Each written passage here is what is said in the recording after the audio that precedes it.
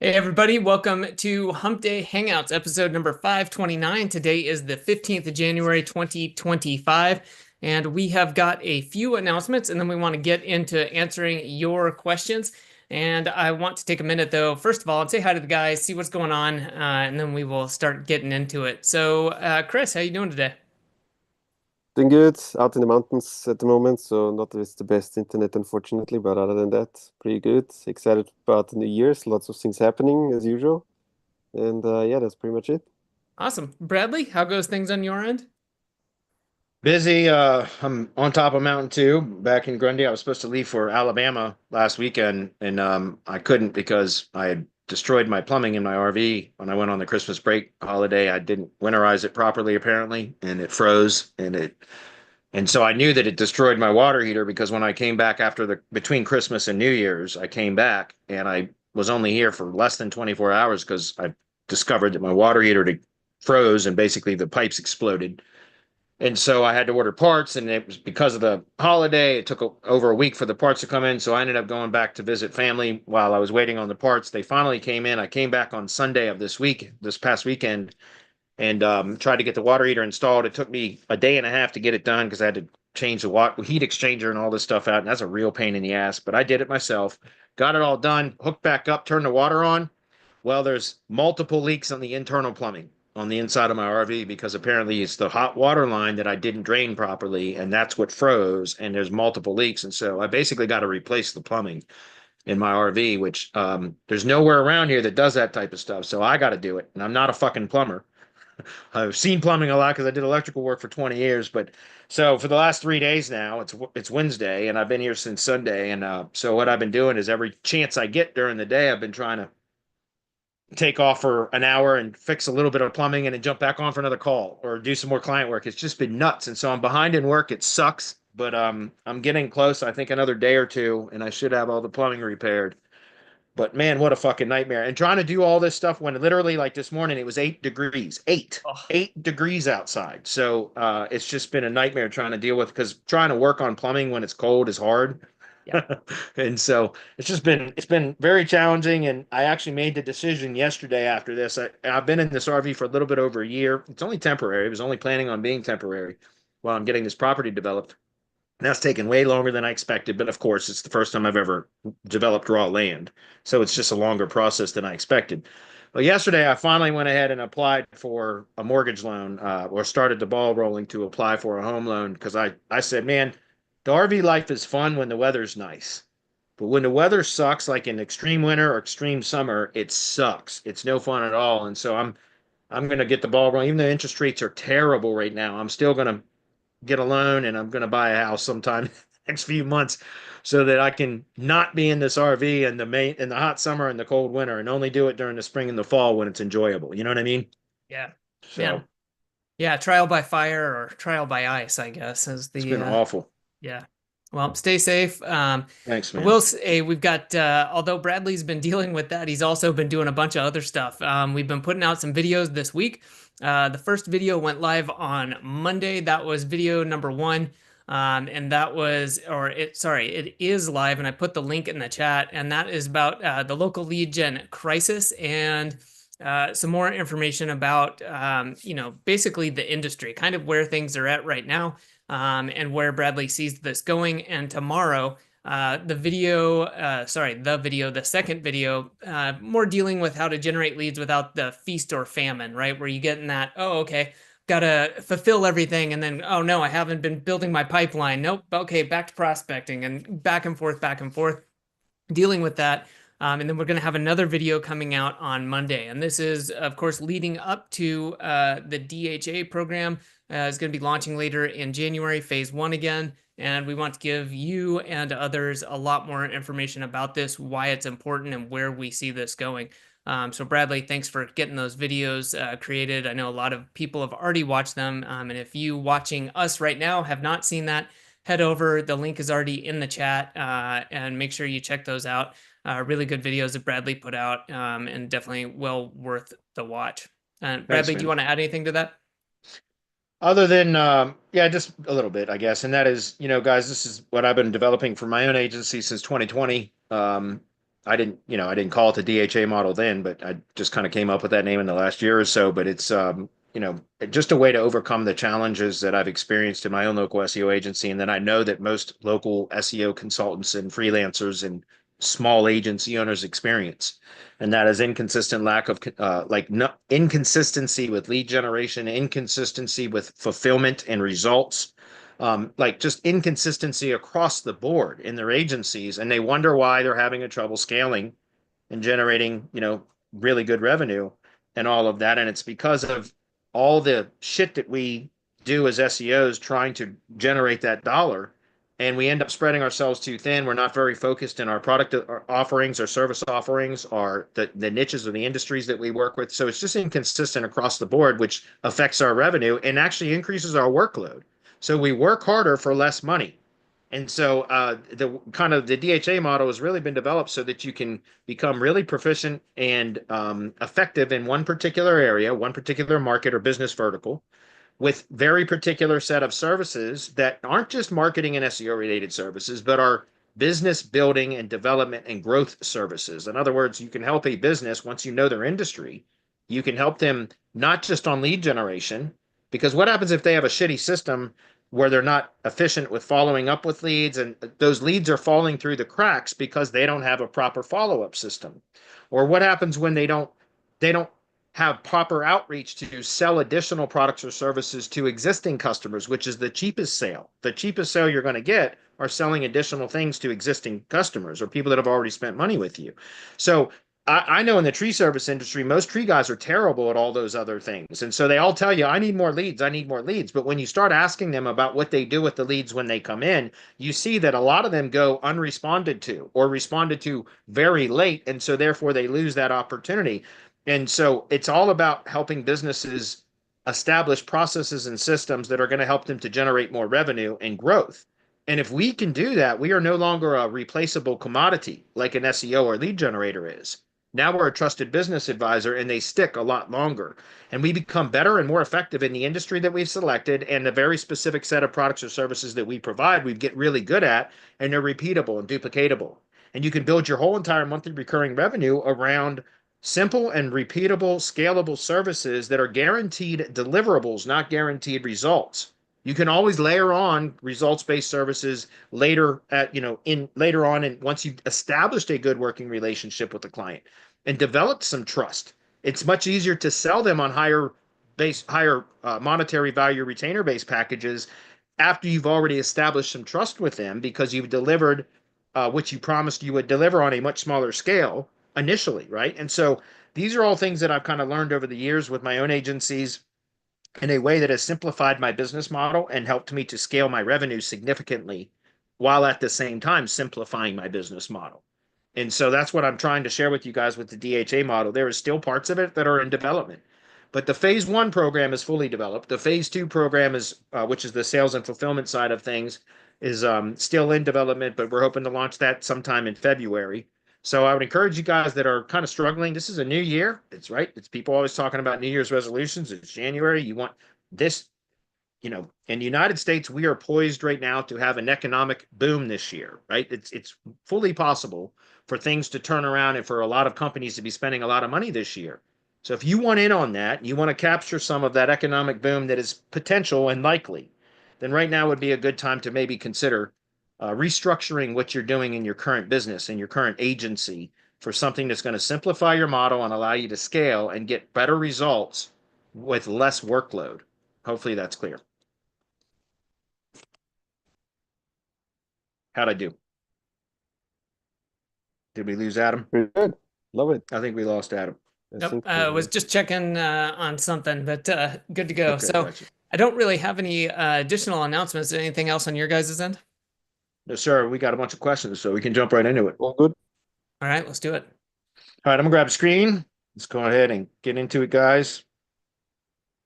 And I did skip over. I know we were gone for 2 weeks, guys, but that was scheduled time off, which is the first time we've done that in forever. Because we've basically never missed a Hump Day Hangout, and I think we missed one, but it was scheduled prior to these last two. And finally, after 10 years, we said, let's take a couple of weeks off. So I did skip over those questions that were posted during those 2 weeks. If we run out of questions today and we still have time, which is unlikely, but if we do, I'll unhide those and we'll start working our way backwards from those questions as well. So I picked back up from last week where we stopped last week. And let's go ahead and jump into it. So the first one is from James. He said, I built a website for my local business about a year ago when I was new to SEO. Over the past year, my Google business profile has been ranking well, but my website never performed well in rankings. So he's talking about an organic. And I understand why. And I understand why. Now I'm planning to rebuild the website, but I'm unsure if rebuilding on my existing WordPress site will take longer to improve these rankings, or should I create an entirely new site on HighLevel and transfer the domain, or should I stick with WordPress? It doesn't matter which platform you use. It really doesn't. In my opinion, at least, I prefer HighLevel just because of its simplicity, and there's like virtually no maintenance at all with HighLevel. But with WordPress, every time you log into WordPress, you got more updates to do. And if you don't update it, it will get hacked. It's just a matter of time. And even if you do all the updates, it can likely be hacked because it happens all the time. I like HighLevel sites because there's no maintenance. It's infinitely scalable. Even with a starter account, at least currently, it's still infinitely scalable. In other words, even with a starter account at HighLevel, it's $97 a month. You can host unlimited websites. And so that's why I like HighLevel. But it doesn't matter. If you're already familiar with WordPress, if you're using HighLevel in your business already, then I would encourage you to go ahead and make the switch to HighLevel so that you become familiar with building sites in HighLevel. And I think you'll agree. They're, I think, better types of sites right now because of their simplicity and their reduced, the fact that they don't need to be maintained really, right? They're maintenance-free sites essentially.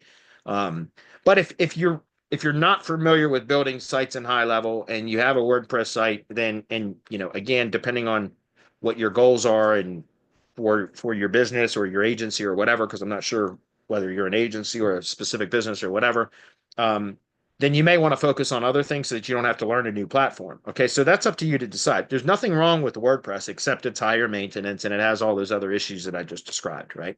So in any case, the idea here is if you don't have a problem with the domain, if there's no penalty applied against the domain, then just restructuring the site to perform better on organic search would be the way to go. And that's either keep it on WordPress or switch it over to HighLevel. Either way, it doesn't matter. It's just changing how the site is structured and how you're optimizing. That should help it to perform better in organic search, right? You may need links too. You likely will need links too. But the thing that I see the most common still in the audits that I do, which I do 5 to 7 audits per week, and I've been doing that consistently for months. And I still see all the time that websites are still configured with the old kind of outdated practice of product or service keyword times city for every city that they want to target. So you have just excessive redundancy on the site where it's saying the same damn thing over and over and over again. And the only thing that changes are the location modifiers. And it might be that the content is unique on every page, but it's still saying the same things over and over and over again. And that is completely unnecessary in today's search environment. And I'm in the process of an audit right now. I was in literally 3 minutes before today's webinar or Hump Day Hangout, I was recording an audit video that I had to stop, and I'm going to go pick back up on it once this is done today. The Hump Day Hangouts is done. And it's for an attorney site, a legal law firm site, a personal injury attorney. And it's just unbelievable that, and I'm not going to say who it is or who the client is, my client, which is the agency SEO, but there's 1,300 pages on the site, and only 300 pages are indexed. And the URL strings are this fucking long because it says the keyword so many times, personal injury attorney plus city / car accident attorney plus city / some modifier or something. Like the URL is this damn long, and it's got the keyword 4 damn times in the URL string. And then it's the same keywords targeted in the SEO title and the same keywords targeted in the H1. So it's the same kind of phrase or statement 4 times, URL, SEO title, H1, then multiple times throughout the page. And then there's every single practice area type. Remember, personal injury attorneys, guys, they've got like a dozen at least practice areas, right? Dog bite attorneys, pedestrian accident attorneys, car accident attorneys, which, by the way, car accident attorneys, motorcycle accidents, and truck accidents are all traffic collisions. Entity-based optimization, go look at it, Wikipedia. Traffic collision is the actual entity that includes car accidents, car crashes, truck accidents, motorcycle accidents. Those are all traffic collisions.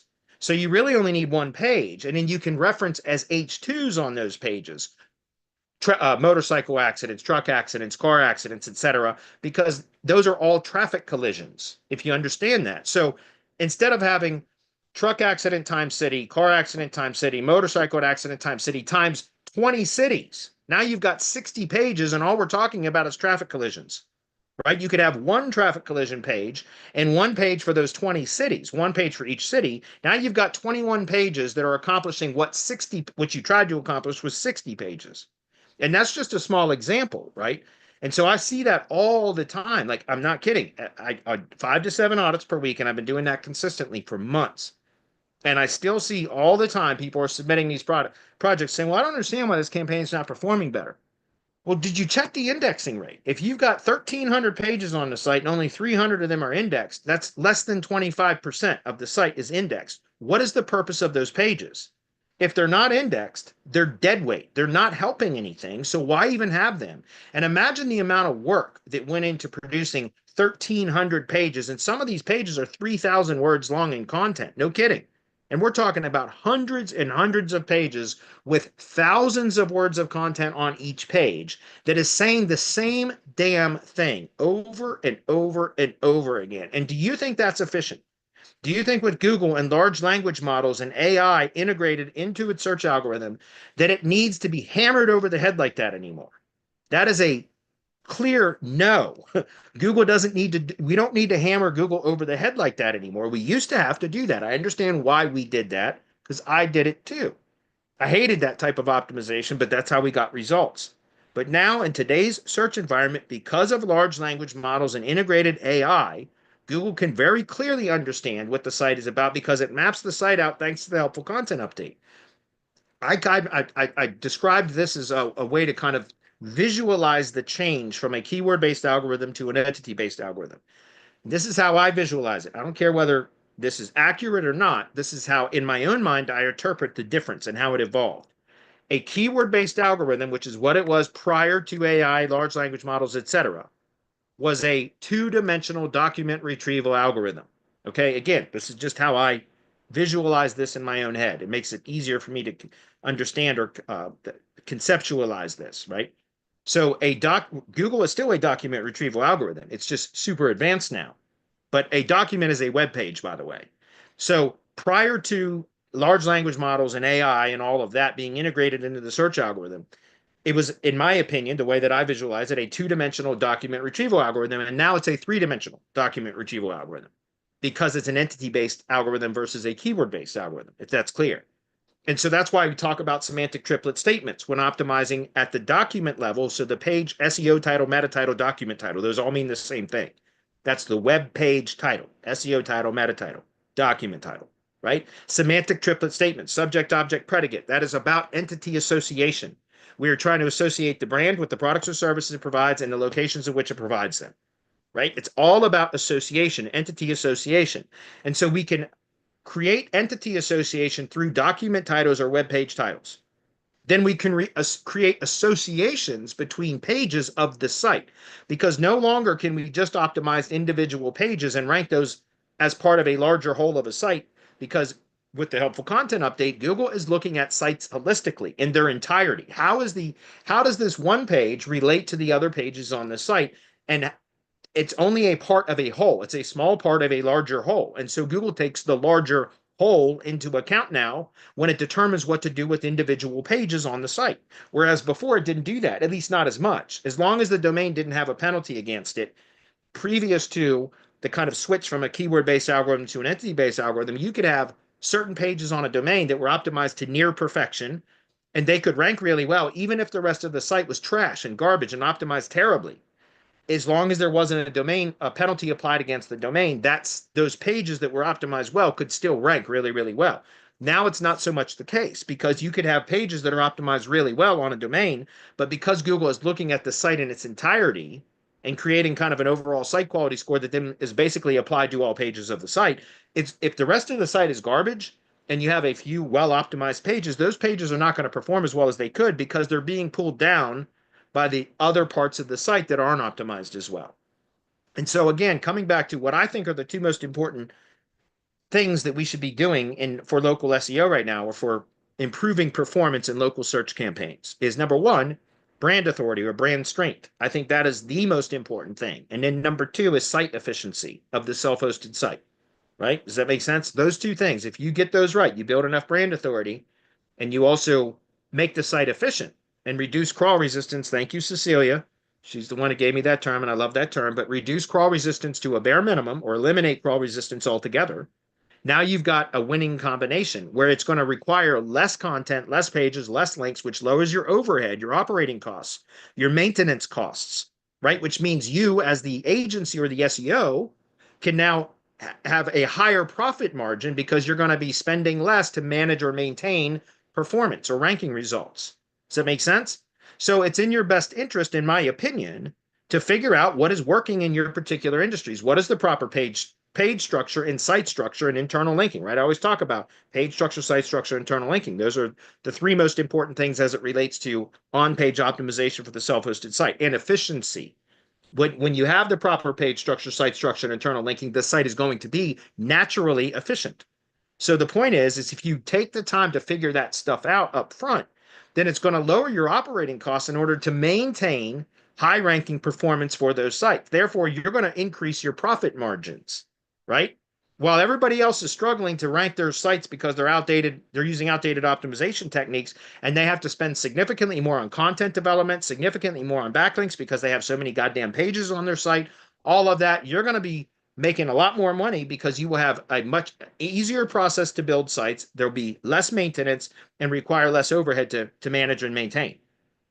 So again, my point is, as far as which kind of platform to use doesn't really matter. Now, because of AI, there are so many website builders that are coming out, and honestly, I don't think I've not tested any others other than just WordPress and HighLevel, and Swipe Pages I use for landing pages for ad campaigns and stuff. But other than that, like I said, just pick one. And if you're already familiar with WordPress, you can always just restructure the site in WordPress. If you have a reason to be in the HighLevel, then I do encourage you to check out HighLevel sites. I like them now because they're so much more efficient in building and maintaining. Okay. Hopefully that's clear, guys. It's really important. And the reason why I bring that up again is because, like I said, I do these audits all the time, and it's just, it's 2025 for God's sakes. And when I look at some of the structures of these websites, and it's just like, I mean, for God's sakes, if you got 1,200 pages, 1,300 pages on a site and only 25% or less are indexed, what is the purpose of all of those pages? And imagine how much wasted effort went in to developing all that content and publishing all those pages when they're not even going to index. Like, what was the purpose of that? And that's dead weight. Get rid of it, and the site will start to perform better. When done properly is my point. All right.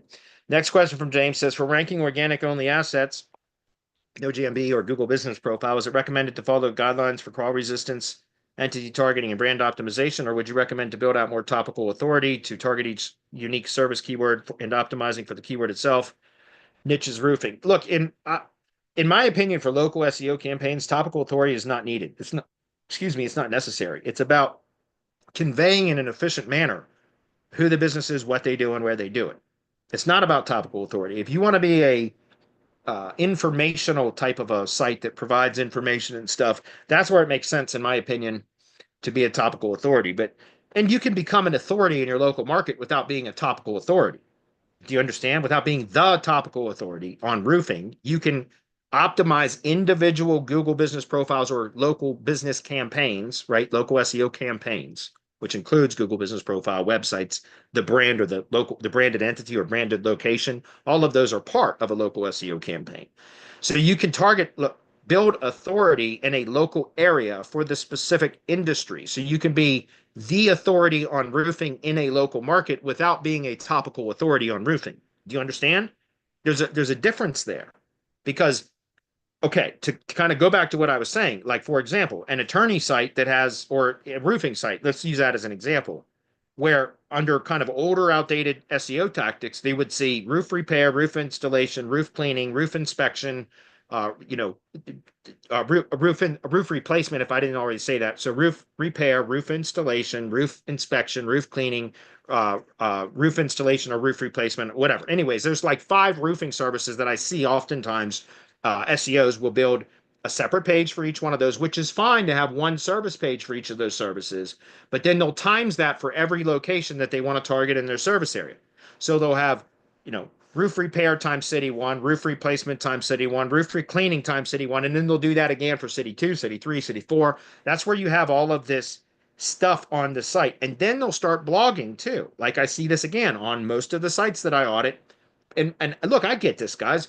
We were told for years to become a topical authority on everything, right? That's what we in the SEO industry were told, and it for a period of time that was effective.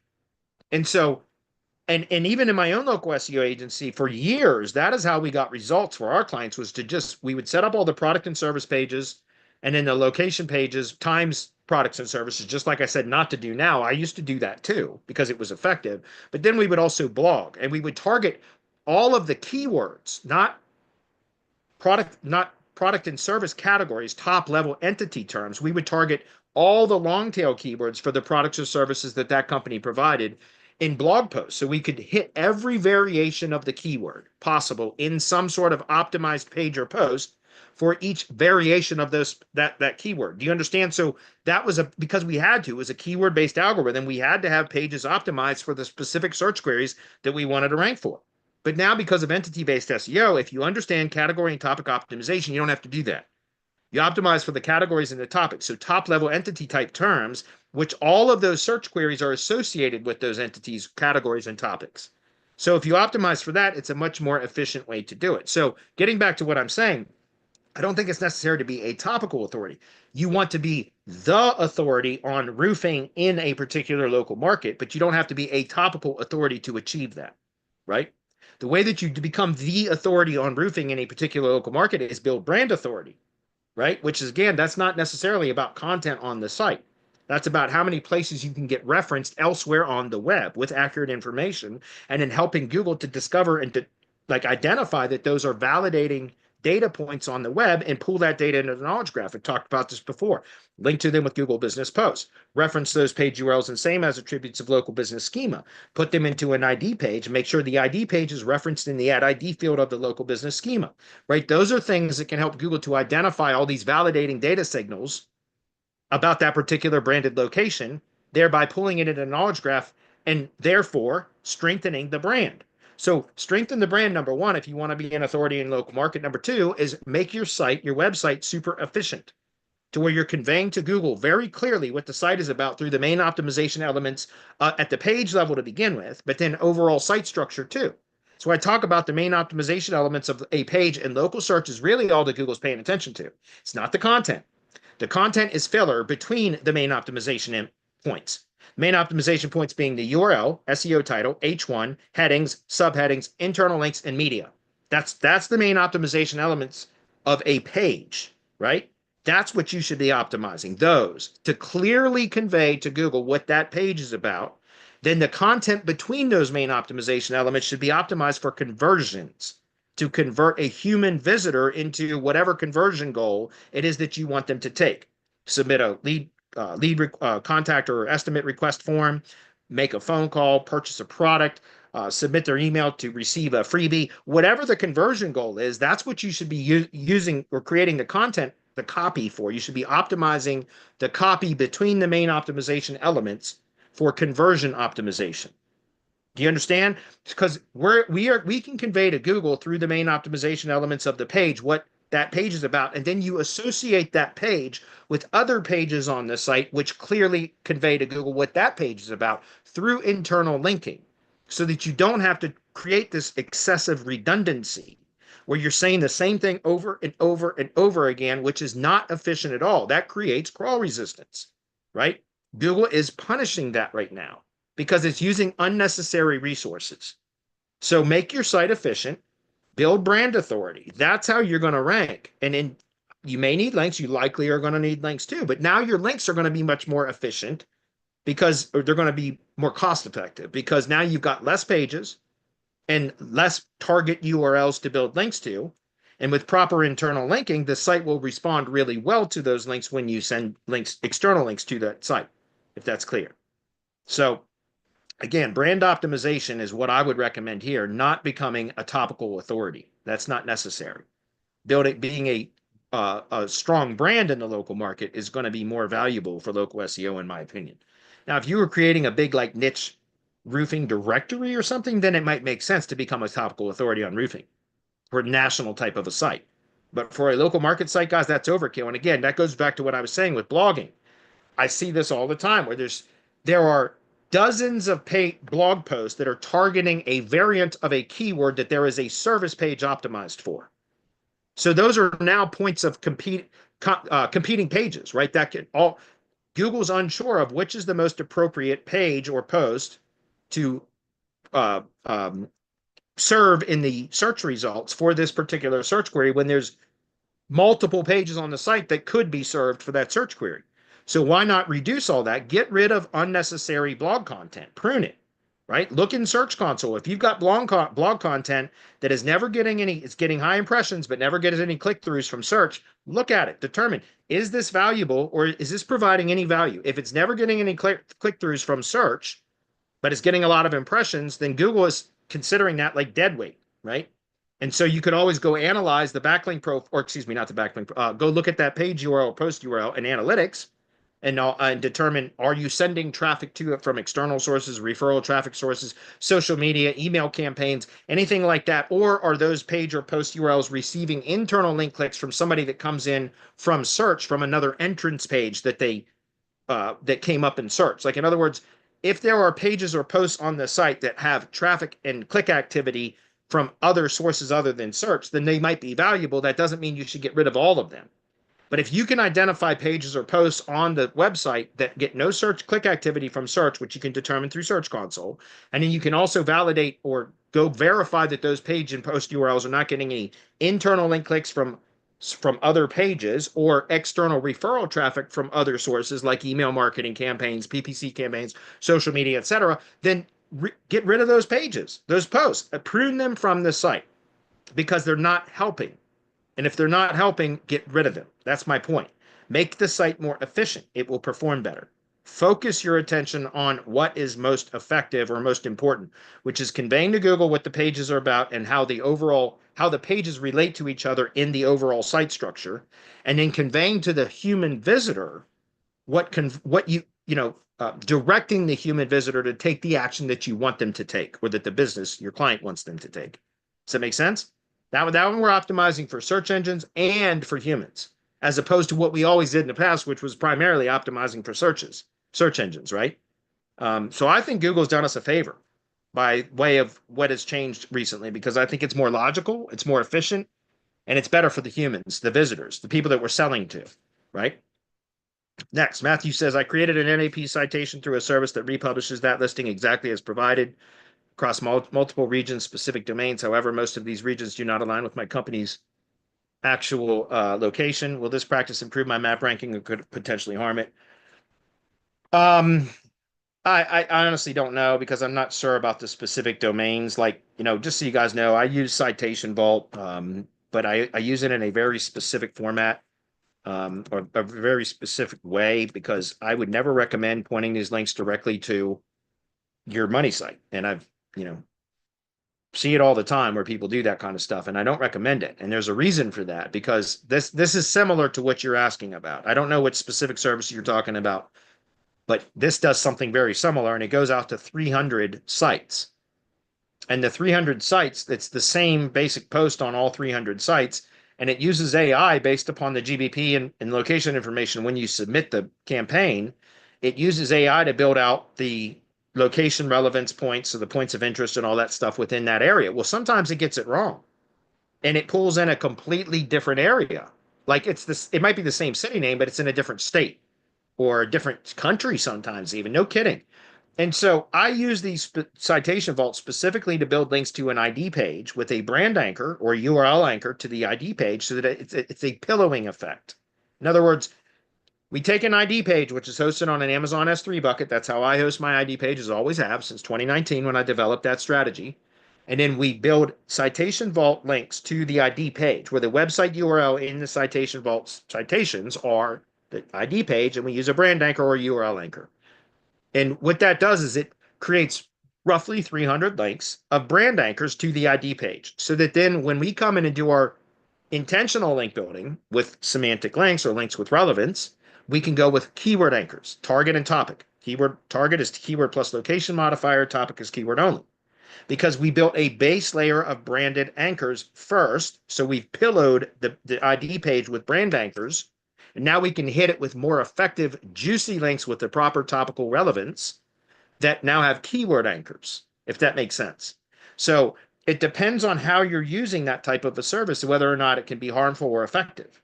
If pointing directly to your money site, I would say don't do it, right? If you can, change that. Use an ID page as a target URL instead, or a Google site, sites.google.com. Go create a site mirror with a Google site that it mirrors the structure of the main money site, and use the Google site as the target URL of that type of a service, right? Something that has high, I typically don't care about domain authority, but in these cases that matters. Amazon S3 bucket URL has high domain authority. Google sites, high domain authority. That means they can withstand that kind of abuse. If you point that kind of shit directly to your money site, it's likely going to cause problems. And I never recommend that. Got to be smarter about where you're building links and how you're using them, is what I'm saying. Because, again, guys, with AI now integrated into the search algorithm, Google is getting really good at picking up on all kinds of stuff. The spam update that just occurred December 19th to the 26th, that was an on-page update, one of the biggest since the helpful content update, in my opinion. And, again, Google is getting really good at being able, and by the way, there was a lot of unintended consequences that have occurred because of, that spam update has wreaked havoc for a lot of sites that didn't deserve it got hit. I can tell you that. And a lot of sites that did deserve it got hit saw a huge ranking boost. And that's normal for big algorithm updates because they do stuff, a lot of havoc. They create a lot of carnage on the web. And then they start to try to dial it in and fine tune the algorithm update to reduce unintended consequences and magnify the intended consequences, if that makes sense. And so that's kind of normal. But my point is, again, guys, like Google's getting really good because of AI at being able to pick out patterns and stuff like that. So you gotta start thinking more carefully about where you're using certain resources, such as a NAP citation service like that, right? So there's a couple other ones. Like I said, a Google site, an ID page, the Google Maps share URL, not the CID URL, but the share URL. That could be another target URL for something like this type of a service. Something that has really high domain authority, which is normally a metric I don't give a damn about. But in a case like this, you want to use something like that is a buffer between that type of a service and your money site, if that's clear. Okay. Good question. Moving on. James says, how do you profit from $20 niche edits? Most provide them for $60 to $100 per link, marked up 2 to 3 times. I know that, but I specifically developed my semantic link service with the intent that it would be provide higher margin potential for my clients. Why? Because I used white label link building services for my own local SEO agency for most of my local SEO agency career. It wasn't, I started my local SEO agency in 2012.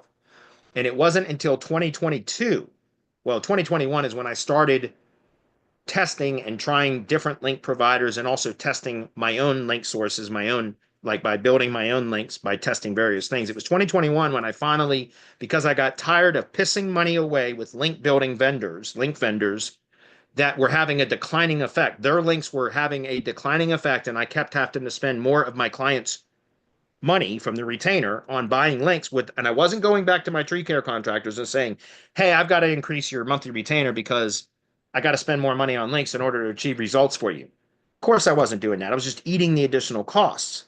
And I had to keep buying more and more links in order to achieve the same results because it's not that the quality of the links were declining, it was the effectiveness of them was declining. And that was because I use white label providers and vendors and gig providers, like on the marketplaces and stuff like that, to do my links. I didn't build links in-house, right? And then in 2021, like I said, I started developing and testing different link types, different link providers and vendors, and also developing my own link, testing my own link building services and processes, etc. to try to figure out what was effective. And that's how I got introduced through On-Page AI, which is Eric Lancheres' tool. I got introduced to the concept of links with relevance, which made absolute sense to me the moment I heard it. And that's when I started testing with basing all of my link building purely on relevance metrics, not third-party proprietary metrics. And when I started doing that, I started seeing that they were producing the result. And so when I decided to open this up after testing it with some of our mastermind members to confirm that this type of link building was effective in all industries, not just the tree service industry, and we confirmed that in December of 2021. In January of 2022, I launched Semantic Links, and with the intent that I was going to provide significantly lower cost links that were based on relevance, not third-party metrics, so that I could sell them for significantly cheaper, which would allow you guys, the SEOs, the agencies and consultants and freelancers, to have higher margins because you could mark them up more, right? And I did that intentionally, guys, because as an agency owner myself that used white label services, I know how sensitive I was to my profit margins, right? And so I was always looking for ways to reduce my expenses so that I would increase my margins. And so I launched this specifically with the intent of provide my goal when I launched Semantic Links was to run on a 30% profit margin myself. And but to be clear, for many of the first months or first year plus, so for a long time, I was not running at a 30% margin. I was running at more like a 25% margin. But over the years, we've gotten more efficient now. For 3 years, we've been running this, gotten more efficient in how we build, reduce costs in some places, et cetera. And so now I do run at roughly a 30% margin. And I do that, like, I still have people that come in and say, hey, as a mastermind member, can I get a discount on your white label services? And I say no, because we run on slim margins as it is, because I did that intentionally. We're a white label service provider, and so we're not going to, take provide discounts for white label services that are already priced good, right? If I had a 40 or 50% margin, something like that, then perhaps there'd be a little bit of wiggle room. But 30% margin is not huge, if that makes sense. And by the way, I encourage people, I don't encourage you to sell links to clients a la carte or like as an add-on service, because most clients aren't going to understand that. And so you're going to confuse them by trying to sell them an additional service for links. I always recommend that you just build link building costs into the overall retainer, and that becomes a line item on the monthly deliverables essentially. And so I always recommend that, I priced my subscription plans, et cetera, that you should do a minimum markup of 50% on my plans and then include that cost in your overall retainer. So let's say that you had a low to medium competition subscription plan that for a particular client, that's $299 a month, so $300 a month. I would mark that up a minimum $150 to $450 a month as part of that retainer, overall retainer, if that makes sense. And then you don't have to do anything, and you're making 50% margin on a service that is done well by my team and I, if that makes sense. So again, I recommend a 50% minimum, but I know some people that, they're just trying to get their clients results, so they really don't even mark it up. They just give it to them at cost because they're making their margin elsewhere, if that makes sense. You do it however you want. I'm just giving you some recommendations. Okay. By the way, most of the time people are selling those links for those prices because what they're selling you on is those third-party proprietary metrics, guys. They're selling you on DRDA and traffic, right? Think about it. And so, by the way, that's what they're doing. Most link sellers are still selling on those metrics. Traffic is a valid signal. That's a valid metric for sure. I'm not disputing that. But the DA and the DR, in my opinion, if the links are relevant, both at the referring page and referring domain level, then DA and DR, for sure, those are great metrics that you can use as secondary metrics for deciding if you're looking at multiple link sources and you can determine that all of them are relevant. Then if you want to use a third-party metric like DA or DR or trust flow or something like that as a determining factor as to which of those link sources that are all relevant are likely to be the strongest, the most effective, then those third-party metrics can come into play. But determine the relevance factor first, really, in my opinion. So I don't even care about those third-party metrics unless I've determined how relevant the links are first. And I want to build links that are the most relevant as possible. Okay. Ricky says, how long does it take for keyword rankings to stabilize for a new site? It depends. There's so many variables that determine that. Usually after everything's fully indexed and you don't make any on-page changes, it could be, a month, roughly a month.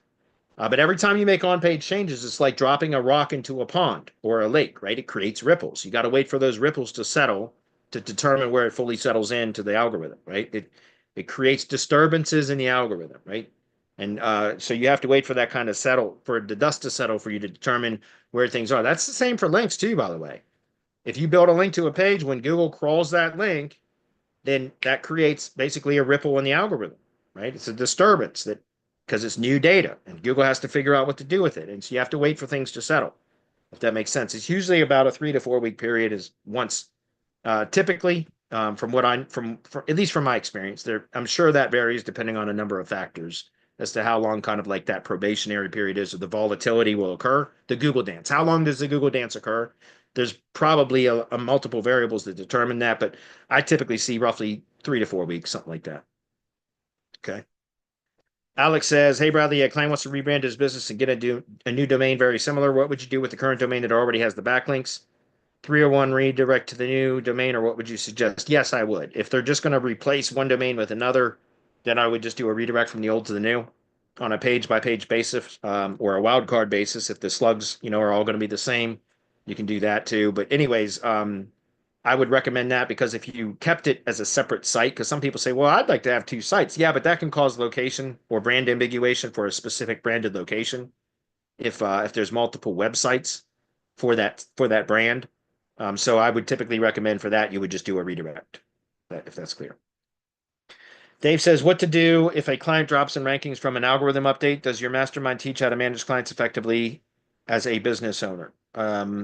Yes. I mean, that's what our mastermind is, not just about local SEO tactics. It's also about how to monetize local SEO skill sets, right? There's a lot more that goes into monetizing local SEO than just knowing how to do local SEO, right? If you want to be an agency or a consultant or a freelancer, you have to learn how to do all kinds of things to build a business around the local SEO skill set, right? And yes, we teach all of that.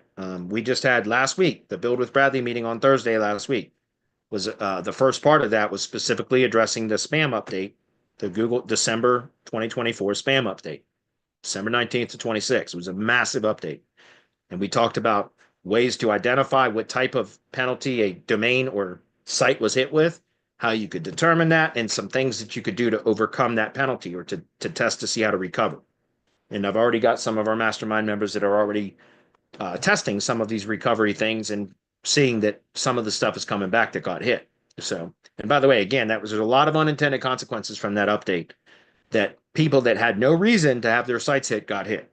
And other sites that should not or should have been hit saw a huge ranking boost. So everybody calm down. This is normal with Google algorithm updates. You got to allow the dust to settle. Google will try to dial that in a bit, fine tune it a bit.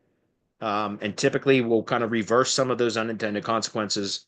And then once everything kind of settles down, then that's typically when you can figure it out. For me, it took me several months after the helpful content update was released before I fully understood it. And that's normal. And I don't rush it anymore, right? I don't. I just, over the years, 15 years doing local SEO, I've learned to be patient. I know that's hard for clients when they're suffering because they've lost leads, but you have to be very clear when you're pitching your services to clients that you don't work for Google and that, we're all at Google's mercy. At any time, Google can change stuff and it can completely destroy the work that has been done. And it takes time to figure out what else has to be done to recover. If you're transparent about that up front, at least the expectation is there, right? Don't promise the world if you can't deliver it, is my point. And so as long as they're clear about that up front, then the client is aware that there's always risks with SEO. There always will be. It's Google. We don't own the platform. We don't control it. Neither do they. The client, I mean. So all we can do is play within what constraints Google gives us and try to optimize the best that we can for whatever's working currently. But Google tomorrow could change its mind again, and we're back to square one. And it's just important to convey that to the client up front to set the expectations. Be transparent. Your clients will respect that too, by the way. Then telling them that oh yeah, we'll get you ranked and keep you ranked. You don't know that. Like the goal is to get them ranked, of course, but you don't know that you're going to get them ranked and keep them ranked. I mean, of course you're going to try and you can always explain that, but you have to be clear about the potential with Google that at any time they could change something and they could experience a drop in rankings, and it will take some time to figure out what the appropriate way to recover it is, right? And again, that's normal. I know it's a tough conversation to have with clients, but you need to do it. So do we teach that? Yeah. Now, I'm not saying I have the answer to how to recover from every penalty. I don't, just to be clear. but I will give you ways and things to test and try from my experience of doing local SEO. And in some cases, like especially link penalties, they're hard to recover from. So Penguin and off-page penalties, on-page penalties are typically a lot easier to recover from, but off-page penalties, they're a bitch. And sometimes there's been many times I've been unsuccessful in recovering from off-page penalties. But fortunately, the way that we do stuff now, it's a lot less likely to receive an off-page penalty. Kolja? I'm not sure how to say that. Forgive me for not knowing how to pronounce that name. How do you approach businesses to create a listing in your directory? We just email them. Yeah, we just email them and ask them to confirm their company and contact information for their free listing on the directory. And when they reply to either say yes, because we just send them it's a cold email sequence, 5 emails across 10 days, every other day. We send out an email that says, need to verify or need to confirm, attempting to confirm, trying to verify, etc. We use spin tags in our emails so that they're somewhat unique when they get sent out. But it's 5 emails over 10 days where we basically are saying, we are attempting to verify your company's contact information. And then the email body just says, we're reaching out to confirm your company and contact information for your listing on the treecarehq.com directory. There's no cost to this. We just want to make sure that the information is correct and accurate so that people looking for tree services in your city, whatever that city is, can find you. Here's what we have: name, address, phone number, website, service area.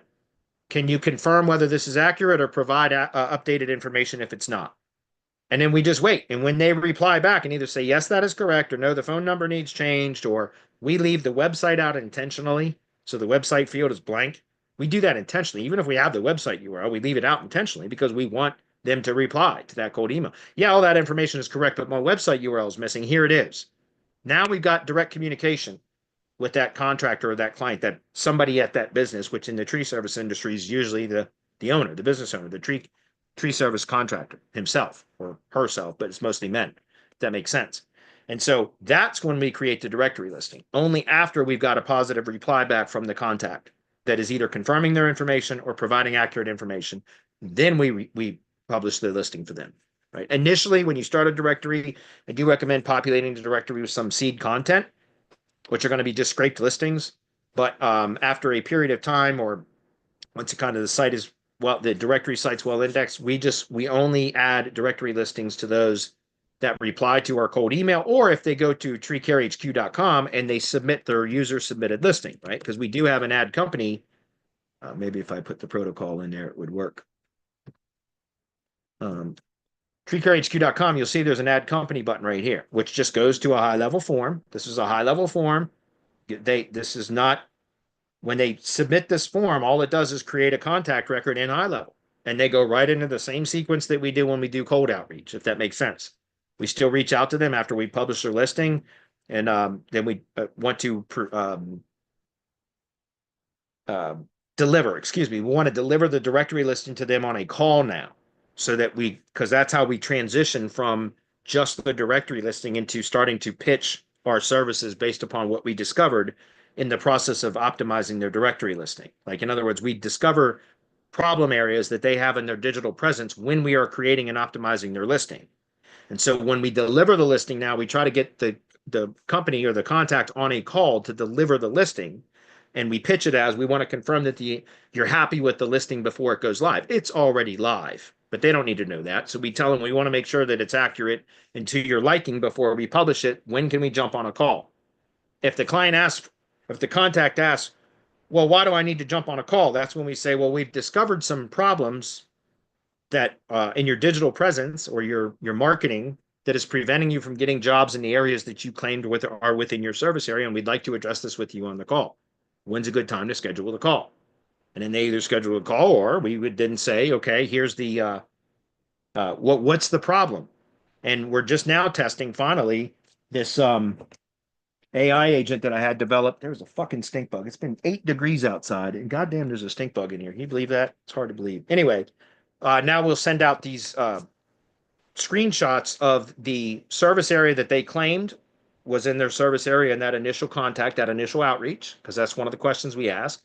And then we show them a local search grid report that shows them how what they claimed was their service area, they've only got a tiny little bit of green in this great big sea of red, if that makes sense. And that's how we kind of, it's problem, agitate, solution, right? We introduce the problem, we agitate it because we tell them this is where you told us you wanted to get jobs from. The areas in green are only the areas that you're getting jobs from, or are the only areas you're getting jobs from. So there's this great big area that you say is in your service area that you're not getting jobs from, at least not from search. And we can help you with that. And so again, it's problem, agitate, solution. Then we present the solutions that we have that can remedy that, if that's clear. So it's a very effective process for kind of warming the contact up. We only add listings to the directory after they've confirmed their information is correct or provide us with accurate correction, excuse me.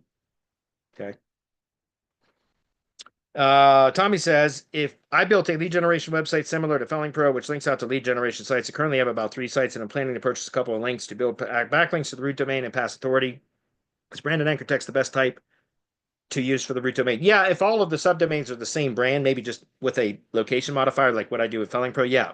Topical links to the root domain that's acting as a directory page to the subdomain sites, that's perfect.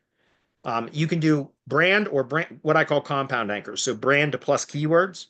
So like Felling Pro tree services, Felling Pro tree removal service, Felling Pro tree care services, Felling Pro tree pruning, Felling Pro stump grinding, right? All of those are brand plus.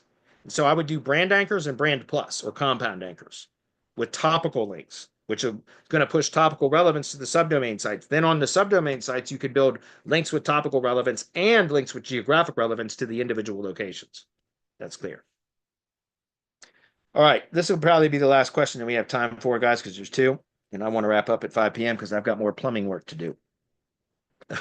So this one's from Culture as well. If I said, forgive me if I pronounced that wrong. What are the things you do for a new lead gen site before you have an address for it?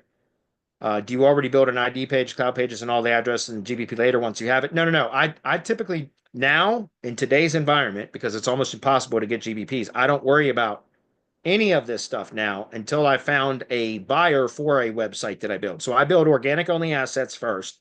And once they rank, that's where I start marketing to the contractors in that area, because now I've got something I can point to and show them, hey, look, I've already got a site ranking at least partially for some of the keywords and some of the areas that you want to rank for. And then I can assign that site to them, and then they're going to have a GBP. Once I have a site monetized, then that's when I'll go in and start building the additional assets. But initially for organic only lead gen assets, I'm not going through all that shit until I've got it monetized. Why go spend all that time, effort, and sometimes money, so energy and all that? Just if you're building them yourself, you're going to spend time and energy. If you're hiring somebody else to do it, you're going to be spending time and money, right? And so, but I've seen a lot, and I've done this myself.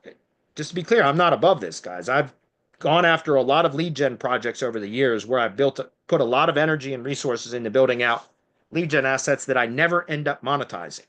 So why bother with that? So what we do now is recommend just targeting organic only assets. So self-hosted websites that you build in particular areas, preferably low competition areas.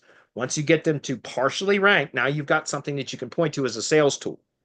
And then once you get that site monetized by selling your services to a company in that area that provides those services, then you can then start to build out those assets using their budget, because now you've got the site associated with a GBP profile, if that makes sense. I don't build lead gen assets with Google Business Profiles anymore. I still have a number of them, but I'm not building any new ones, if that's clear. We build organic only assets, and then I'm saving all of my effort for Google Business Profiles for companies that have real valid business locations, because I'm tired of doing work on GBPs that Google suspends just like that, right?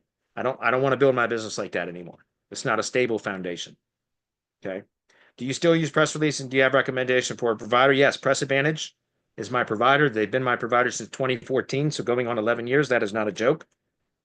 We just did an update webinar. Stand by if I go to the channel real quick, and it's 5 o'clock, guys. So I'm going to wrap up as soon as I finish this. Give me 1 second. If we go to the channel and just search, let's try Press Release SEO maybe.